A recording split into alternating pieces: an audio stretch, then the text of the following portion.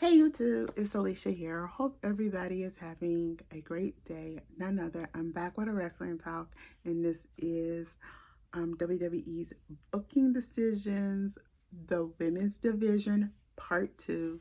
And I am going to be talking about, we're going to be talking about a couple of different things and what I do think WWE is going to do. I'm going to try not to make this too long. Hope y'all get where I'm coming from.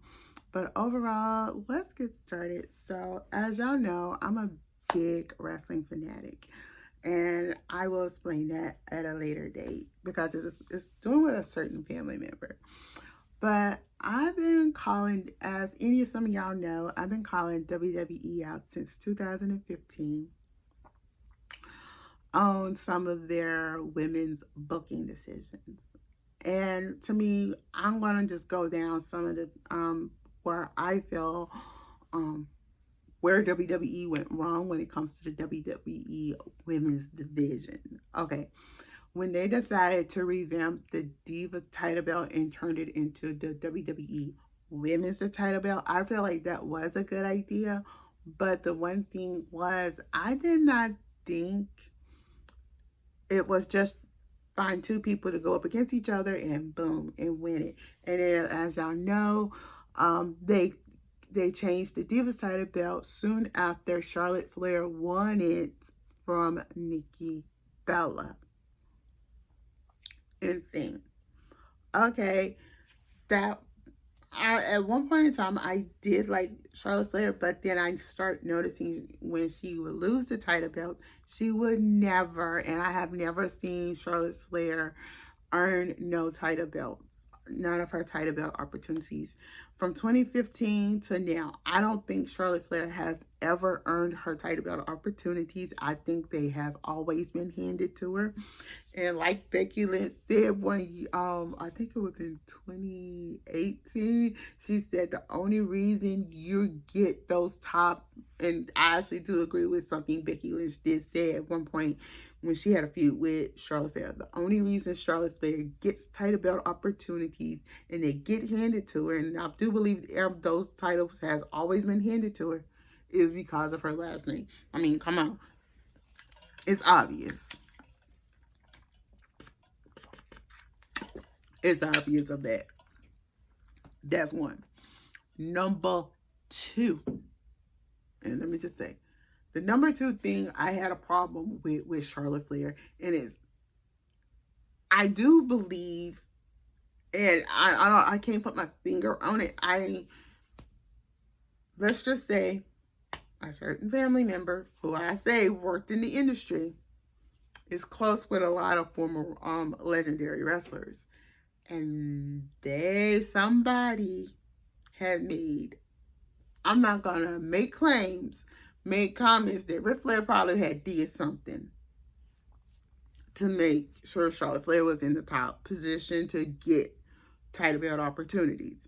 Because I need y'all to understand, have we ever seen Charlotte Flair earn any title belt opportunities? So enough on Charlotte Flair. Let me get on Sasha Banks, because I will come back later in this video and talk about Sasha Banks again. But have y'all noticed when Sasha Banks was in WWE and when she first started getting title belt shots, have y'all noticed that she had always had to earn her title belt shots? Now, you got to look the difference between Sasha Banks and Charlotte Flair. I'm mentioning a point. Every time Sasha Banks will beat Charlotte Flair for a women's title belt, think about this. Okay, Sasha is a multiple-time WWE women's title belt champion. But have y'all noticed every time she won the title, Vince McMahon would cut her reign short by 1 week, by a month, by 2 months, 3 months. Let me see. 3 weeks, 6 weeks. They will literally cut her reign short. And I don't think none of y'all actually was suspicious of that. So I always have been suspicious of that. And I'm going, why would they do that? And then something in my back of my head had always said, wait. They're trying to put that title back on Charlotte. They wasn't believing in Sasha. So what? Take it off Sasha. Put it on. Take it off Sasha. Put it back on Charlotte Flair, or put it on somebody else. I'm just saying that's probably a possibility.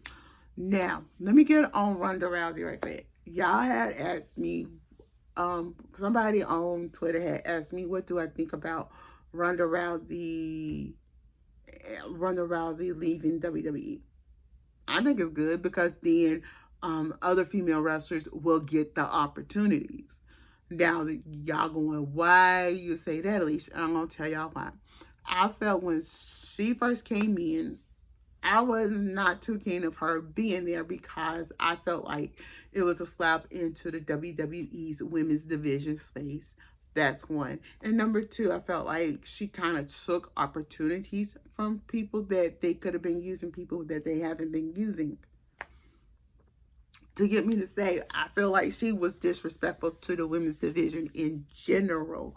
Now, y'all going, how she was disrespectful? If you think about it, and you go back from this year to last year, she disrespected the women's division when she said, "Oh, I'm not." She let it be known on a. I remember this, and I think it was on SmackDown, and she said the word woman should not even be on the title belt. And I'm like, then she don't deserve to be in the industry if she don't know the reason we have the word woman in the title belt. How are you going to put, now think about this, y'all, and I need y'all to think about it. You have a men's title belt, men's heavyweight title belt, you know, you have the men's title belt, and they just have the WWE championship and stuff. How would it be when we not have the word woman in front of the women's title belt to differentiate what's a man's title versus a woman's title? She didn't get that. She didn't get the process. So that's where I felt like she kind of disrespected the women. And like, I really felt like some of the females said, "Whoa, you just disrespected us that way." Should have went up to her, "Hey, you disrespected us." That was something that some of the wrestlers should have been said. Okay. Now, moving right along, I just want to come and talk about Dana Brooks right here. Y'all know for years, I've been harping that Dana Brooks deserves more than what she's get. And y'all know I always mention several things that I always mentioned was, oh, she has beaten Charlotte Flair once in a match. She has beaten, I have always said, Becky Lynch several times. I have always listed a couple of female wrestlers who she has beaten in WWE. And I always say WWE owes her a WWE women's title belt opportunity, a tag team opportunity. But she has never gotten it. But if you think about it, she was a successful champion as the 24/7 champion. To get me to say, they do need to add another tag. They do need to add another title in that women's division. And that is a U.S. title belt or a intercontinental title belt. Whatever they add, I really feel like they should hand that title over to Dana Brooks, because Dana Brooks has put in the work. So what I feel like what they're doing with her right now, she's still part of Raw and stuff, but I just don't feel like her being in NXT will benefit her. I think it would benefit some of the other people, but I really feel like they need to just show her in the correct way. And so how many of y'all believe that WWE has done Dana Brooks wrong, and Dana Brooks could be a powerhouse superstar, almost like Beth Phoenix, if they put their mind to it and create something almost just like that for Dana Brooks? Okay. The second thing I have a problem with, I've been telling y'all for 2 years now, WWE's women's division storylines are lackluster, if you think about it.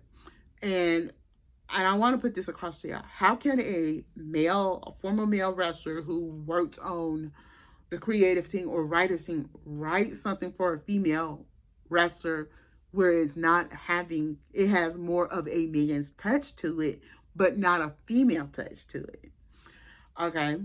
I have told y'all I blame Molly Holly for not saying anything. Molly Holly is on the WWE's creative team, and she's not doing enough to say, hold it, y'all. We need to put a woman's touch to it. That's why I've been saying WWE's need their own women's creative team and writers team that are all women, all former WWE female wrestlers from the past 10 years.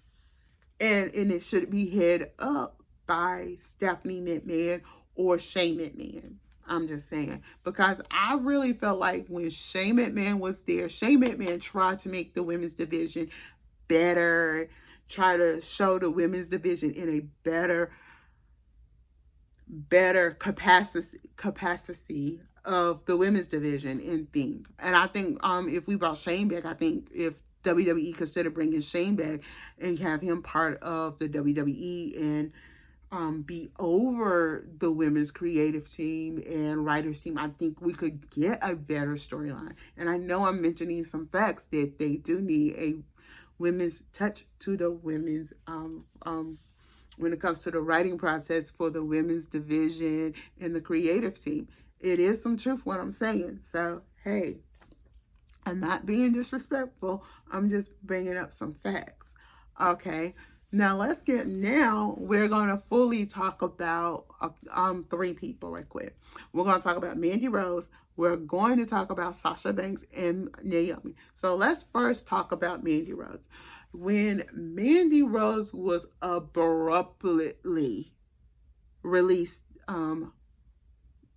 back here the end of last year and thing, I think everybody was kind of was sad, and everybody kind of had a thing. I will say this, and I blame WWE because for years WWE has always used Mandy Rose, and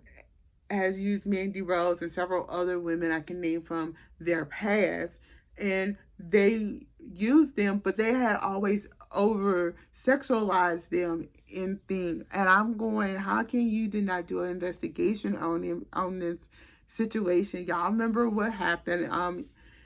I do have videos on it. I have 2-part videos on that, so go and check those out and thing.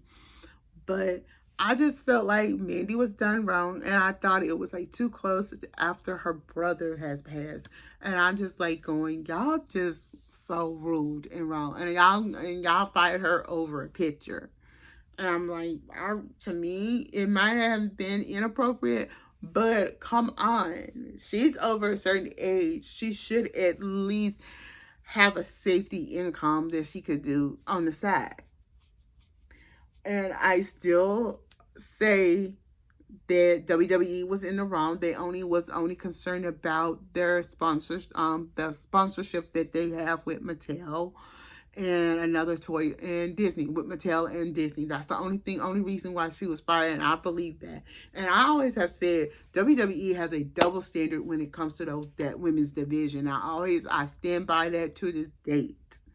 Now, let's get on Sasha Banks and Naomi. When they walked out, I actually believe it's a lot of more reasons that we all need to consider. You know, Naomi wasn't hardly being featured. They was giving her lackluster matches. She got lackluster matches. She was one of your top minority high flyers. Top minority female high flyers. And you didn't treat her right. I'm going to mention Naomi again, get ready. But not only that, she walked out.